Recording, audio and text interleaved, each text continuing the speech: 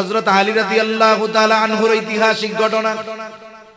আলী রাদিয়াল্লাহু তাআলা আনহু আসছেন বাজারে। বাজারে আইসা দেখেন একজন অমুসলিম আহলে কিতাব সে একটা বর্ম বিক্রয় করতেছে। আমাদের আধুনিক ভাষায় হলো বুলেট প্রুফ জ্যাকেট।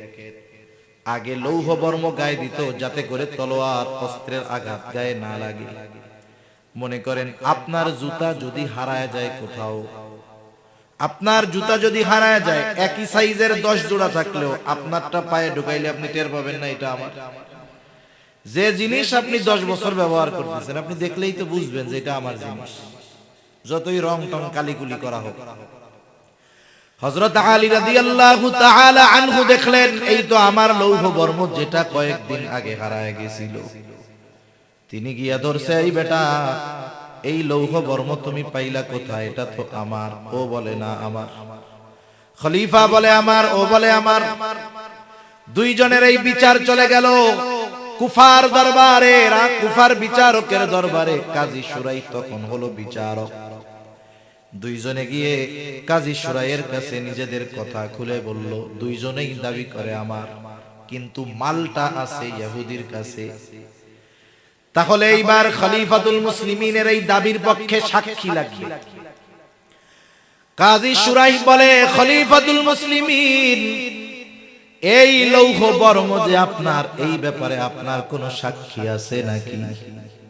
ঐতিহাসিকদের থেকে দুই ধরনের কথা পাওয়া যায়। একটা হলো তিনি বললেন হ্যাঁ আছে। কে? বলে আমার ছেলে আর আমার গোলাম। কাজী শুরাই বলতেছে হবে না, এই ব্যাপারে আপনার পক্ষে আপনার সন্তান আর আপনার গোলামের সাক্ষ্য গ্রহণ করা হবে না। আরেক বর্ণনায় আসছে উনি হাসি দিয়া বলছে না আমার কোনো সাক্ষী নাই। রায় পেয়ে গেছে, ইহুদি লৌহ বর্ম নিয়ে রওনা হয়ে গেছে। এইবার দুইজন অন্য বিষয়ে কথা বলতেছে, খলিফাতুল মুসলিমিন আর কাজী শুরাই। ইহুদি কিছু দূর যাওয়ার পর চিন্তা করে, আহারে এই বিচারক চাইলে খলিফার পক্ষে রায় দিয়ে দিতে পারত, কিন্তু দেখো রায়টা যুক্তি অনুসারে আমার পক্ষেই আসছে, এই জন্য দিছে। অথচ বর্মের মালিক হলো খলিফাতুল মুসলিমিন। অমুসলিম লোকটা আবার ফেরত আসছে। কি ব্যাপার, কি হইছে? বলতেছে এই লৌহ বর্মটা খলিফাতুল মুসলিমিনের। উনি একদিন ঘোড়ায় চড়ে দ্রুততার সাথে কোথায় জানি যাচ্ছিলেন, পেছন দিক থেকে পড়ে গেছে, উনি টের পায় নাই। এইটা ওনার, আমি ফেরত দিতে আসলাম। আর ওই অমুসলিম এই ন্যায় বিচারের উত্তম দৃষ্টান্ত দেখে সাথে সাথে ঈমান এনে মুসলমান হয়ে গেছে। ইন্নাল্লাহা ইয়া'মুরুকুম আন তু'আদ্দুল আমানাতি ইলা আহলিহা ওয়া ইযা হাকামতুম বাইনান নাসি আন তাহকুমু বিল আদল ইন্নাল্লাহা নি'ম্মা ইয়া'iদুকুম বিহি ইন্নাল্লাহা কানা সামিআন বাসীরা।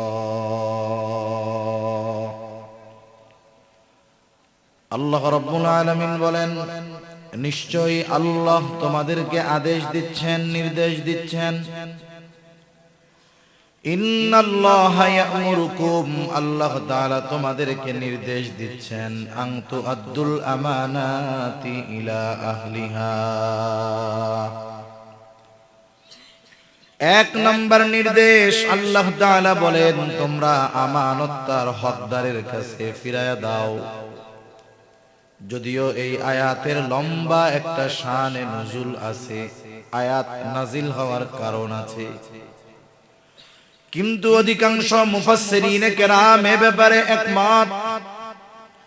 এর দ্বারা সব ধরনের আমানত, উদ্দেশ্য সব ধরনের আমানত এই হুকুমের মধ্যে, আদেশের মধ্যে শামিল। এজন্য আল্লাহ তাআলার মূল নির্দেশ হলো বান্দা তুমি আমানতদার মুমিন হও, আমানতওয়ালা মুমিন হও। কারণ আমানতদারিতা হলো মুমিনের ভূষণ।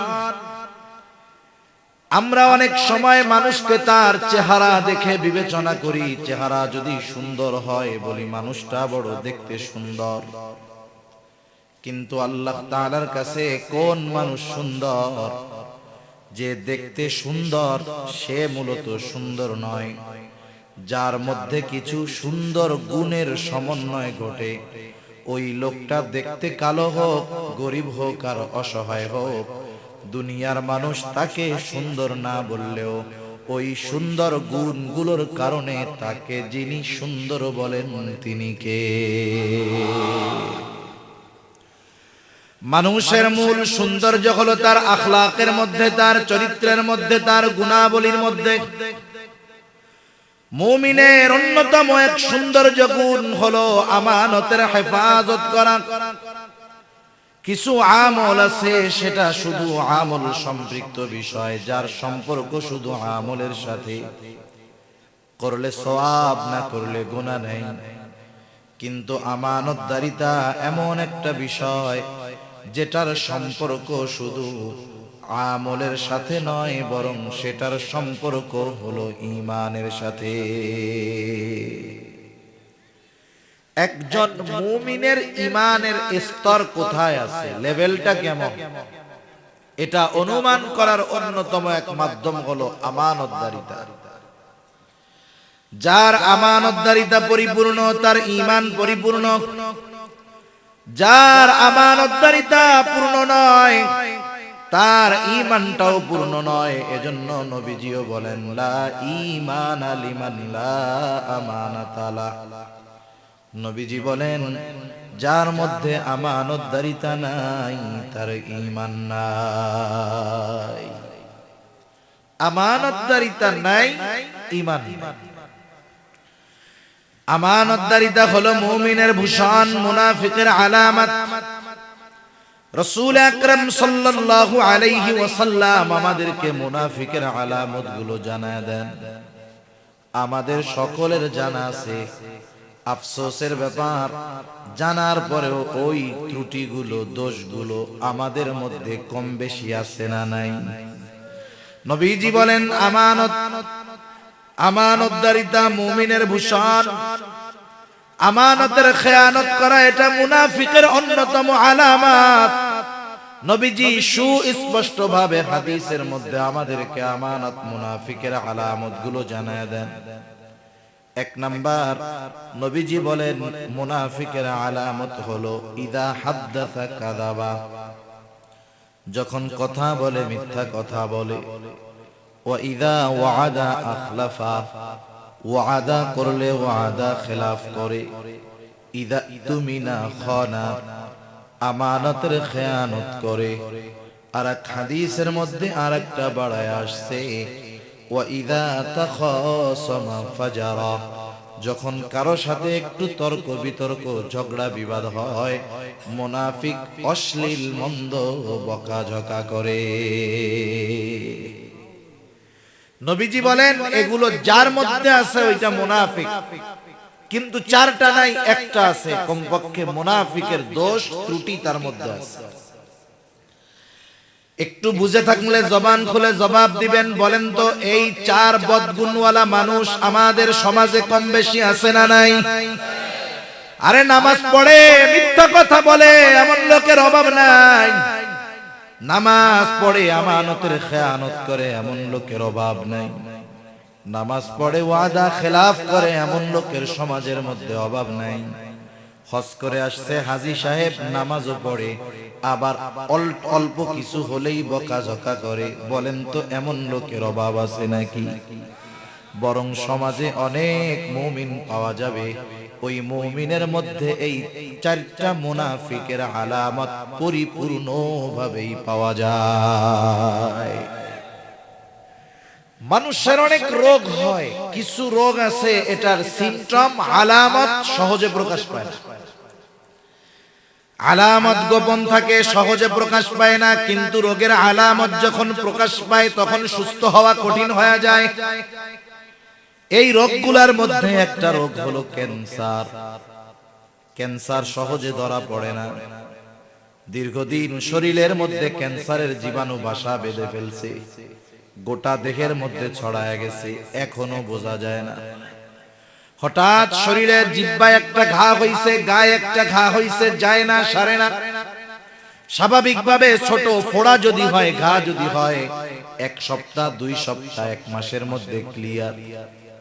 দেখে ছোট্ট একটা ঘা, সপ্তাহ যায়, মাস যায়, 6 মাস যায়, যখন ঘা সারে না, বলেন তো যার ওই ঘাটা হয়, বলেন তো চিন্তা আছে না নাই? কক্সবাজার চলে গেছে বড় ডাক্তারের কাছে, পরীক্ষা নিরীক্ষা করে বলে কাজ হবে না, ঢাকায় চলে যান। ঢাকায় গিয়া ভালো ডাক্তারের পরামর্শে টেস্ট করার পরে ডাক্তার বলে অবস্থা খারাপ, আপনি তো দেরি করে ফেলছেন, এই ঘাটা তো সাধারণ কোনো ঘা না, এই ঘা ছিল আপনার ক্যান্সারের আলামত। অনেক দেরি করে ফেলছেন আপনি। এখন যদি কেউ ওই ক্যান্সারের রোগে আক্রান্ত হয়ে মারা যায়, সে যদি ইমানদার হয়, ক্যান্সারের রোগে যদি সে মারা যায়, তাকে জাহান্নামে যাওয়া লাগবে না। কিন্তু মুসলমান ভাইরে আমার, কোন মুমিনের মধ্যে যদি মুনাফিকের আলামত গুলো বিস্তার লাভ করতে পারে, ওই মুনাফিকের আলামত গুলো একটা সময় মুমিনের ঈমান ধ্বংসের কারণ হয়ে যায়। ওই আলামত যদি বিস্তার করে গোটা দেহের মধ্যে, তাহলে ওই আলামত গুলো এক সময় তারে বেঈমান বানায়। কারণ কবিরা গুনাহ, বড় গুনাহ যেগুলো, এগুলো যদি কেউ কবিরা গুনাহ মনে করে করে, যেমন হারাম খাওয়া কবিরা গুনাহ, কেউ যদি শুকরের গোশত হারাম মনে করে খায়, বড় গুনাহ হবে, তবে কিন্তু বেঈমান হবে না। কিন্তু কেউ শুকরের গোশত খায় না, কিন্তু খাওয়ারে জায়েজ মনে করে। একজন খাইয়া পাপী কিন্তু বেঈমান না, আর একজন না খাইয়া বিশ্বাসের কারণে বেঈমান, কোনো সন্দেহ নাই। এজন্য মুনাফিকের আলামত গুলো যখন কারো মধ্যে পূর্ণ বিস্তার লাভ করে, এক সময় ও মিথ্যাকে মিথ্যা মনে করে না, বলে মনে করে মিথ্যা জীবনের একটা অংশ। ওয়াদা খেলাফ করারে ওয়াদা খেলাফ করা মনে করে না, মনে করে জীবনের অংশ। আমানতের খেয়ানত করাকে পাপ মনে করে না, মনে করে এটা জীবনের অংশ। কথায় কথায় বকা দেওয়াটারে গুনাহ মনে করে না, মনে করে এটা স্বাভাবিক কথা। যখন এইগুলোকে বৈধ মনে করে করবে, উলামায়ে কেরাম আছেন, জিজ্ঞাসা করে দেখবেন, এই কবিরা গুনাহকে যে গুনাহ মনে করে না, হারাম মনে করে না, পাপের কাজ মনে করে না, সে যে বেঈমান, এটাতে কোনো সন্দেহ নাই। এজন্য মুনাফিকের আলামত যদি কারো মধ্যে থাকে, ওই আলামত এক সময় ঈমান ধ্বংস করে ফেলতে পারে, বেঈমান বানায় ফেলতে পারে। আমাদের কারো মধ্যে যদি এই ত্রুটিগুলো থাকে, আমরা এগুলো থেকে নিজেদেরকে পাক সাফ করব ইনশাআল্লাহ। তাহলে আল্লাহ তাআলা 1 নম্বরে ওয়াজ করতেছে, বান্দা তুমি আমানতদার হও, আমানত তার হকদারের কাছে ফিরায় দাও। নবীজিও বলতেছে, লা ঈমানা লিমান লা আমানাতা লা, যার মধ্যে আমানতদারিতা নাই তার ঈমান নাই। শুধু তাই না, আমরা তো এমন এক আমানতদার নবীর উম্মত, যেই নবী বিপদের মুহূর্তেও আমানতের খেয়ানত করে নাই। নবীজি যখন কাফেরদের মাঝে দাওয়াত দেন, চাচা দুনিয়া থেকে চলে গেল, ঘরের মানুষ খাদিজাতুল কুবরা দুনিয়া থেকে চলে গেল, কাফেরদের পথ পরিষ্কার। এখন মুহাম্মদকে হত্যা করতে গেলে কেউ বাধা দিবে না। কাফেররা পরামর্শ করেছে মুহাম্মদকে দুনিয়া থেকে বিদায় করে দেওয়া হবে। আল্লাহ তাআলা আমার আপনার নবীজিকে জানায় দেয়, ও পয়গম্বর, অচিরেই আপনার হিজরত শুরু হবে, আপনি হিজরতের জন্য প্রস্তুত হন। কিন্তু কোন দিন, কোথায়, কোন সময় হিজরত হবে আল্লাহ তাআলা জানান নাই। কাফেররা পরামর্শ করছে আজ রাতেই মুহাম্মদকে দুনিয়া থেকে বিদায় করে দেওয়া হবে। প্রত্যেকটা গোত্র থেকে এক একজন যুবক এই হত্যাকাণ্ডে অংশগ্রহণ করবে, যাতে করে এক গোত্রের মানুষ অপর গোত্রকে দোষারোপ করতে না পারে। এই হত্যাকাণ্ডে সব গোত্রের মানুষ অংশগ্রহণ করবে। নবীজির ঘর চতুর্দিক দিয়ে ঘিরে ফেললো কাফেররা। আল্লাহ তাআলা জানায় দিলেন, পয়গম্বর, আজ রাতটাই হলো আপনার হিজরতের রাত। নবীজি ঘরের মধ্যে হযরত আলী রাদিয়াল্লাহু তাআলা আনহুকে বিছানায় শোয়া ঘরের দরজা দিয়ে বের হলেন। কাফেররা ঘিরে রাখছে, নবীজি বের হলেন। আল্লাহ তাআলা কাফেরদের চোখের উপরে পর্দা ফালায়া দিল। নবীজি বের হয়ে হিজরতের উদ্দেশ্যে রওনা হলেন। কিন্তু এই বিষয়টা জানার দরকার, নবীজিও খুব ভালো মতো জানতেন কাফেররা তার ঘরের চতুর্দিক দিয়ে ঘিরা রাখছে। নবীজিও জানতেন এই মুহূর্তে কত বড় চিন্তা, কত বড় পেরেশানি। এরপরেও নবীজি কেন নিজের জায়গায় আলী রাদিয়াল্লাহু তাআলা আনহুকে শোয়ায় রাখলেন? কারণ হলো, মক্কার কাফেররা যদিও নবীজির বিরোধিতা করত, কিন্তু নবীজির প্রতি তাদের এমন আস্থা ছিল যে কোন দামি সম্পদ নিজের কাছে রাখার চাইতে নবীজির কাছে রাখাটাকে তারা নিরাপদ মনে করত। এই উপমহাদেশ ইংরেজরা শাসন করছে 200 বছর। কত বছর? 200। এর আগে 800 বছর শাসন করেছে মুসলমানেরা। ইংরেজরা ক্ষমতায় আসার পরে ইংরেজদের অনেক বড় বড় দার্শনিক, সাহিত্যিক, কবি আসছে দেশে দেখার জন্য যে 800 বছর এই দেশের মুসলমানেরা কেমন ভাবে শাসন করছে, এই শাসকদের অধীনে মুসলিমরা কিভাবে তাদের তাহজিব, তামাদ্দুন, সংস্কৃতি গড়ে তুলছে দেখার জন্য। একজন ঐতিহাসিক আসছেন, ইংরেজ ঐতিহাসিক। তিনি গোটা ভারত উপমহাদেশের বেশিরভাগ জায়গায় ভ্রমণ করার চেষ্টা করছেন। মুসলমানদের মধ্যে তিনি ভ্রমণ করছেন বেশি। মুসলমানদের আখলাক, চরিত্র তাকে মুগ্ধ করেছে। উনি এখন চিন্তা করলেন, এই রকম সুন্দর চরিত্রের অধিকারী মুসলমানেরা কেমনে হইল। উনি এই বিষয়ে গবেষণা করতে করতে পাইলেন যে মুসলমানদের এই সুন্দর আখলাক, সুন্দর চরিত্রের পেছনে অবদান হলো মুহাম্মাদুর রাসূলুল্লাহ সাল্লাল্লাহু আলাইহি ওয়াসাল্লাম। উনি নবীজির জীবনী নিয়ে গবেষণা শুরু করলেন। নবীজির সিরাত নিয়ে, জীবনী নিয়ে গবেষণা শুরু করলেন। নিরপেক্ষভাবে নবীজির একটা জীবনীও তিনি লিখেছিলেন। একজন কাফের ওই জীবনীর মধ্যে নবীজির আমানতদারিতার বিষয়টাও উল্লেখ করেছেন। তিনি লিখতেছেন তার ভাষায় যে মুসলমানদের নবী মুহাম্মদ আমানতদারিতার ব্যাপারে এমন ছিলেন যে মুহাম্মাদের চূড়ান্ত দুশমন ও নির্দ্বিধায় মুহাম্মাদের কাছে তার দামি সম্পদটাকে আমানত রাখত। দিনের বেলায় মুহাম্মাদের বিরোধিতা করত ঠিক, মুহাম্মাদের উপরে জুলুম অত্যাচার করত ঠিক, কিন্তু মুহাম্মাদের প্রতি তাদের এই আস্থা ছিল, বিশ্বাস ছিল যে মুহাম্মাদের উপরে যত জুলুম করা হোক না কেন, মুহাম্মাদ কখনো আমাদের আমানতের খেয়ানত করবে না। দুশমন কেমন ভরসা নবীজির উপরে রাখছে। নবীজি মদিনার উদ্দেশ্যে রওনা হলেন। আলী রাদিয়াল্লাহু তাআলা আনহুকে দায়িত্ব দিয়া গেলেন, আলী, আমার কাছে যেহেতু কাফেরদের কিছু সম্পদ আমানত আছে, আলী, প্রত্যেকের মালিকানার সম্পদগুলো আলী রাদিয়াল্লাহু তাআলা আনহুকে বুঝায়া দিয়া নবী বললেন, আলী, সম্পদগুলো যথাযথভাবে প্রত্যেকটা মালিকের কাছে পৌঁছায়া দিবা। এরপরে মদিনার উদ্দেশ্যে তুমি রওনা হয়ে যাইবা। একটু চিন্তা করে দেখেন, একজন মানুষ চতুর্দিকে তাকে শত্রু ঘিরা রাখছে, মাতৃভূমি ছেড়ে তাদের যন্ত্রণায়, তাদের অত্যাচারে চলে যেতে হবে, অথচ ওই মানুষগুলোর রাখা আমানত তাদের কাছে ফিরায় দেওয়ার ব্যাপারে নবীজি কত সচেষ্ট। আমরা হইলে কি করতাম? আমরা চিন্তা করতাম যাদের জুলুমে, অত্যাচারে দেশ ছাড়া লাগতেছে তাদের সম্পদ কিসের ফেরত দেওয়া, সব কিছু গাঠি বাইন্দা নিয়ে একসাথে ভাগবো, ঠিক কিনা বলে? কিন্তু নবীজি শত্রুর আমানতের ব্যাপারেও কতটা সচেষ্ট, সতর্ক। এই জন্যই কাফেররা কখনো আমার আপনার নবীজির চারিত্রিক ব্যাপারে দোষারোপ করতে পারে নাই। মক্কার কাফেররা নবীর বিরোধিতা করেছে, কিন্তু কোনোদিন নবীর ব্যাপারে চারিত্রিক বিষয়ে দোষ দিতে পারে নাই। কাফেররা যেখানেই যাইতো মানুষদেরকে নবীজির দিক থেকে ঠেকানোর জন্য নবীজির ব্যাপারে তিনটা কথা বলতো। কয়টা কথা?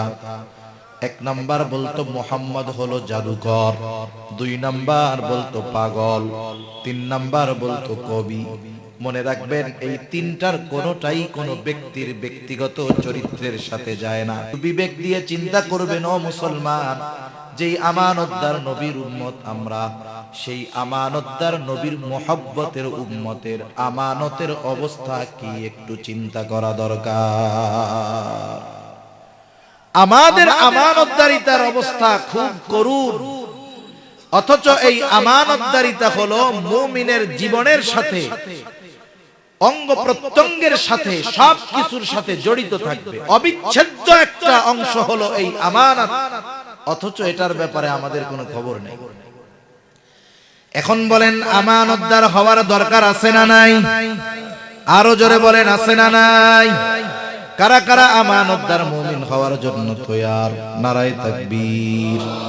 আর একটু আস্তে বলেন, নারায়ে তাকবীর, নারায়ে তাকবীর। হাত নামাই।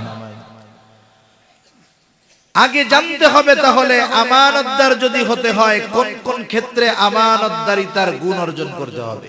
এগুলো না জানলে আমানতদার হওয়া সম্ভব নয়। এক নাম্বার, আমানতদারিতা হয় লেনদেনের মধ্যে, লেনদেনের মধ্যে হয় আমানত। আমরা অনেক সময় জানি লেনদেনের আমানতের বিষয়টা কম বেশি আমাদের জানা আছে। একজন একজনের কাছে সম্পদ রাখছে, সম্পদটা যথাযথ সময়ে ফিরায়া দিবে, সে হলো আমানতদার। তবে আমানতদারিতার ক্ষেত্রে একটা বিষয়ে সতর্ক থাকার দরকার। কেউ আমার আপনার কাছে 500 টাকার একটা নোট দিয়া বলছে, হুজুর এটা কিন্তু আমানত। এখন আমার এই সুযোগ নাই ওই 500 টাকার নোটটা দিয়া বাজার কইরা বাড়ির থেকে আরেকটা নোট আমি তাকে ফিরাইয়া দিব, এই সুযোগ নাই। বরং যেই টাকাটা আমার কাছে আমানত রেখেছে ওই টাকাটাই আমাকে সংরক্ষণ করতে হবে। এ বিষয়ে কম বেশি জানা আছে। তবে সত্য কিছুদিন আগে দুনিয়া থেকে বিদায় নেওয়া এক আল্লাহর ওলির ব্যাপারে একটু বলে আমি সামনের দিকে যাব। হাটহাজারীর মুহতামিম ইয়াহইয়া রাহমাতুল্লাহি আলাইহি, বর্তমান মুহতামিমের আগের মুহতামিম আল্লামা আহমদ শফি রাহমাতুল্লাহি আলাইহির পরের মুহতামিম আল্লামা ইয়াহইয়া রাহমাতুল্লাহি আলাইহি, ইয়াহইয়া সাহেব। উনি যখন দুনিয়া থেকে চলে গেছে, খুবই আমানতদার মানুষ ছিলেন। উনি যখন দুনিয়া থেকে চলে গেছে, ওনার সন্তানেরা ওনার সম্পদ সম্পদ কি কোথায় আছে খুঁজতেছে। ছেলেরা বলতেছে যে আব্বার এই জিনিসপত্রগুলো খুঁজতে গিয়ে আমরা দেখি আজ থেকে 30 বছর আগের টাকা। কত বছর আগের?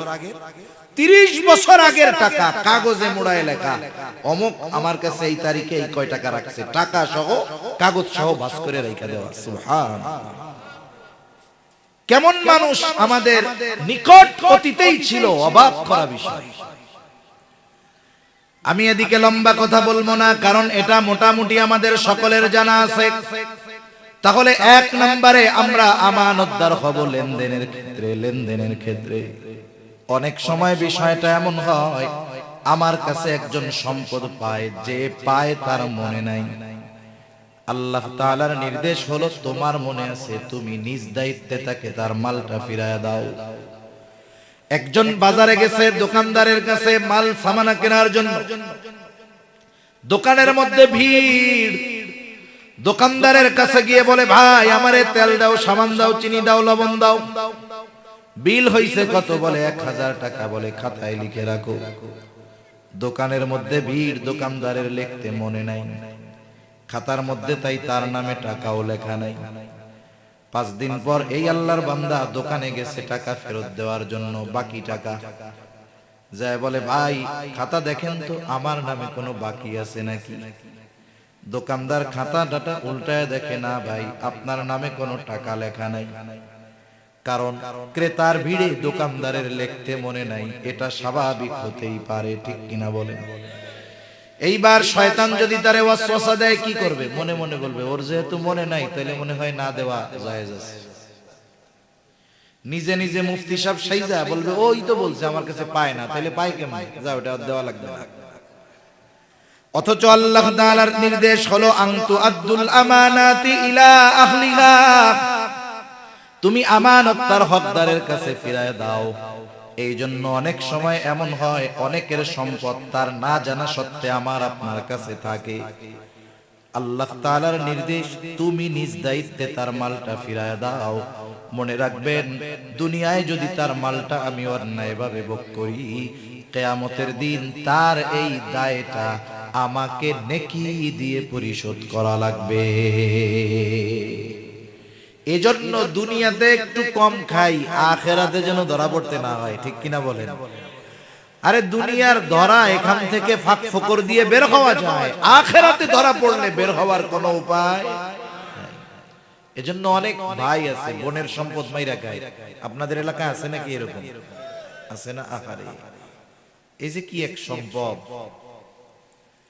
আল্লাহ রাব্বুল আলামিন মানা করেছে ওয়ারিসি সম্পদ ভোগ করবা না, অন্যায় ভাবে ভোগ করবা না। আমাদের সমাজে অনেক আছে বোনদেরকে সম্পদ বঞ্চিত করে, ঠিক না? কারণ পিতার সম্পদে ছেলের যেমন হক বোনেরও তেমন হক, এটা নির্ধারণ করেছেন কে? আল্লাহ তাআলা বলেন ইউসিকুমুল্লাহু ফি আওলাদিকুম লিযযাকারি মিসলু হাযিল উনসায়াইন। দুই বোন যা পাবে এক ভাই তাই পাবে, সহজ হিসাবে বললাম। এই ব্যাপারে চূড়ান্ত ফয়সালা দিয়েছেন কে? আর একটু জোরে বলেন না কে? আল্লাহ। এখন বাপ মারা গেছে, মনে করেন বাপ মারা যাওয়ার পরে ভাই বড়, দুইটা বোন আছে, বোন দুইটার বিবাহ হয়ে গেছে, ভাই বড়। বাবা মারা যাওয়ার পরে বড় সন্তানের করণীয় কি? এক নাম্বার, বাবা মারা যাওয়ার পরে তার দাফন কাফনের ব্যবস্থা করবে। দুই নাম্বার, দাফন কাফনের পরে বাবা যদি কোনো ঋণ থাকে ঋণ পরিশোধের ব্যবস্থা করবে। তিন নাম্বার, বাবা যদি কোনো ওসিয়ত করে গিয়ে থাকে ওসিয়ত। মনে রাখতে হবে কোন বাবা যদি এই ওসিয়ত করে আমি মারা যাওয়ার পর সব সম্পদ মাদ্রাসায় দিয়ে দেব, যদি ওসিয়ত করে আমি মারা যাওয়ার পর সব সম্পদ মাদ্রাসায় দিয়ে দিবি, এই ওসিয়ত পালন করা ওয়ারিসদের জন্য ওয়াজিব নয়। ওসিয়তটা যদি সমুদায় সম্পদের সর্বোচ্চ 3 ভাগের 1 ভাগ হয়, তাহলে এই ওসিয়ত পালন করা ওয়ারিসদের উপরে ওয়াজিব। এইবার ওসিয়ত পালন করার পর যেই সম্পদ থাকবে এই সম্পদগুলো যথাযথভাবে ওই পিতার ওয়ারিসদের মাঝে বন্টন করে দিতে হবে। ওইখানে সবার হক আছে, একজন খাওয়ার চেষ্টা করলে হবে না। কিন্তু আমাদের অঞ্চলে হয় আর কি করে, বোনরা তো একটু আবেগপ্রবণ, মায়া দয়া বেশি অন্তরে, শ্বশুর বাড়িতে টাকা পয়সা আছে, এদিকে আর খোঁজ খবর নেয় না। বছরে 2 একবার বাবার বাড়িতে ভাইয়ের বাড়িতে বেড়াতে আসে, আম কাঁঠাল দুধ ভাত খাওয়ায়া পাঠায় দেয়, আবার বলে আগামী বছর কিন্তু টাইম মতো চলে আইসো। এভাবে পার হয়ে গেছে 15 বছর। মানুষের হায়াত জীবন এক সময় এক গতিতে চলে না, এটাও নদীর স্রোতের মতো, জোয়ারের মতো। এই তো জোয়ার, এই তো ভাটা। বোনদের টাকা পয়সা অনেক ছিল, এখন অভাব। সন্তানদের লেখাপড়া করাতে হবে, টাকা পয়সার দরকার। 2 বোন এসে ভাইয়ের কাছে এবার বলে, ভাই বাবার সম্পদে তোমার যেমন হক আমাদেরও তেমন হক। 15 বছর পার হয়ে গেছি, বাড়ি ভাড়া সব তুমি একা খাইছো, কোনো কষ্ট নাই। দোকানের ভাড়া একা খাইছো, কষ্ট নাই। জমির ফসল একা খেয়েছো, কোনো দাবি নাই। কিন্তু এখন থেকে আমাদের হকটা আমাদেরকে বুঝায় দাও। আর যদি সম্পদগুলো তুমি রাখতে চাও তাইলে যথাযথ মূল্য দিয়ে দাও। বলেন তো, এই কথাটা শুনবার পরে ভাই খুব খুশি হয়ে যাবে। হ্যাঁ, খুশির ঠেলায় বলবে না, ওরে বাবা এতকাল আমার মাথার উপরে এই সম্পদের আমানতের পাহাড় ছিল, এখন তোমরা আমারে নিয়ে হালকা বানায় দিলা, এটা বলবে না। না, মুখটারে পোড়া বানায় বলবে, হায় রে এতকাল সম্পর্ক ছিল, আজকে সম্পর্কটাও শেষ করে দিবি। আগে যখন বোনরা বেড়াইতে আসতো, ভাগনা ভাগ্নি আসতো, বলতো 10 দিন থাকা লাগবে, আগে যাওয়া যাবে না। সম্পদ হক বুঝে নিয়ে যাওয়ার পর বোন ভাগনা ভাগ্নি বেড়াইতে আসলে ঘরে ঢোকার আগে বলে যাবা কখন? বুঝেন নাই? ঘরে বসতে দেওয়ার আগে কি কয়? যাবা কখন? আর আগে বলতো যাইতে পারবা না, বেশি করে বেড়াইতে হবে। মনে রাখতে হবে, এই ধরনের সম্পদ যারা নিজে ভক্ষণ করার চেষ্টা করে, কিয়ামতের দিন অবস্থা বড় খারাপ। আমি আর ওই দিকে যাব না। 1 নাম্বার লেনদেন হয়, লেনদেনের মধ্যে আমানত। 2 নাম্বার কথাটাও কিন্তু হয় আমানত। নবীজি সাল্লাল্লাহু আলাইহি ওয়াসাল্লাম বলেন, ইদা হাদ্দাসার রাজুলু সুম্মা ইলতাফাতা ফাহিয়া আমানাতুন। যখন কোন মানুষ কথা বলে আর এদিকে সেদিকে তাকায়, ফাহিয়া আমানাতুন, ওই কথাটাও আমানত হয়ে যায়। একজন যদি আমার আপনার সামনে আইসা কথা বলে আর ডানে বামে এরকম তাকায় তাকায় দেখে, কি বুঝবেন? আপনি চান, সে চায় যে আমার এই কথা ইনি ছাড়া অন্য কেউ যেন না শুনে। কিন্তু আমাদের অভ্যাস, মাশাআল্লাহ, কেউ যদি আমারে দিয়াই বলি, আমারে বললো হুজুর এই কথাটা আপনারে বললাম, খুব গোপন কথা, আপনি কারো কাছে আর বইলেন না। এই যে সে বললো যে আপনি আর কারো কাছে বইলেন না, কাজ সারা, সে নিজের পায়ে নিজে কুড়াল মারছে। সে আমার চোখের আড়াল হওয়ার আগে পাশের একজনকে আমি ডাক দিয়া বলি, এই শোন, কি হইছে? বলে এই লোকটারে চিনো? বলে হ্যাঁ চিনি। কি বলছে আমারে জানো? বলে না জানি না। তো আমাকে খুব বিশ্বাস করে, খুব গোপন একটা কথা বলছে, কারো কাছে বলতে মানা করছে, আমি শুধু তোমার কাছে কইলাম, তুমি কিন্তু কাউরে আবার কইও না। আমি যারে বলছি ও মনে করবে হুজুর যেহেতু একজন রে কইছে, আমারও একজনের কাছে কওয়া জায়েজ আছে। কারণ এদেশের মানুষ হুজুরদেরকে অনেক সময় দলিল মনে করে। কি মনে করে? দলিল মনে করে। একজন আলেম একটা কাজ করছে, ভুল হতে পারে, সাধারণ মানুষ মনে করে এই কাজটা ঠিক, ঠিক না হইলে কি হুজুর করছে নাকি? ও মনে করছে যেহেতু হুজুর আমার কাছে বলছে, হুজুরেও তো কইছিল যে কারো কাছে কইয়েন না, হুজুর একজনের কাছে কইছে না, আমারও একজনের কাছে মনে হয় বলা জায়েজ আছে। ও এবার আর একজনের ডাক দিয়া বলে, হুজুররা চিনো? বলে হ্যাঁ চিনি, খুব ভালো মানুষ। বলে আমারে খুব ভালোবাসে, বিশ্বাস করে, অমুকের ব্যাপারে আমার কাছে এই কথাটা বলছে, আমি তোমারে বললাম তুমি কাউরে বইলো না। এই আমল চলতে থাকবে, যে যার কাছে বলে বলে আমি তোমাকে বললাম তুমি কাউরে কইও না। দেখা যাবে সকালের কথা দুপুর হইতে হইতে পৌঁছায়া গেছি 100 জনের কাছে। এখন বলেন তো আমি বলছিলাম কয়জনের কাছে? কথা পৌঁছাইছে 100 জনের কাছে। তার মানে আমার খেয়ানত আর একটা নাই, একটা নাই। আমার খেয়ানত হয়ে গেছে 100টা, যদিও আমি করছি একটা। কারণ কি? কারণ নবী বলেন, কারো দ্বারা যখন কোনো নেকের কাজের সূচনা হয়, ওই কাজ দুনিয়ায় যতদিন চলে, যতজন করে, সকলের ওই নেক কাজের সওয়াব প্রথম যে শুরু করে তার আমলনামায় যোগ হয়ে যায়। দুনিয়ায় যখন কেউ কোনো মন্দ কাজের সূচনা করে, ওই কাজ যতদিন চলে, যতজন করে, ওই কাজের মন্দ কাজের গোনা প্রথম যে সূচনা করে তার আমলনামায় যোগ হয়ে যায়। এই হাদিসের লাস্টে নবীজি বলেন, আদম আলাইহিস সালামের প্রথম হত্যাকারী সন্তান, এই দুনিয়ায় যে প্রথম হত্যা সংগঠিত করেছে অন্যায় ভাবে, কিয়ামত পর্যন্ত এই জমিনে যত অন্যায় হত্যাকাণ্ড হবে, যত হত্যাকাণ্ড বিচার বহির্ভূত হবে, ক্রস ফায়ারে হবে, অন্যায় ভাবে হবে, কিয়ামত পর্যন্ত সব হত্যাকাণ্ডের গুনাহ আদম আলাইহিস সালামের প্রথম হত্যাকারী সন্তানের আমলনামায় যোগ হয়ে যাবে। সেই জন্য সাবধান। আমার আপনার কাছে কেউ যদি কোনো কথা বলে আর এদিকে সেদিকে তাকায়, তাহলে যেই কথা বলবে সেটা আমার আপনার কাছে কি হবে? জোরে বলেন তো?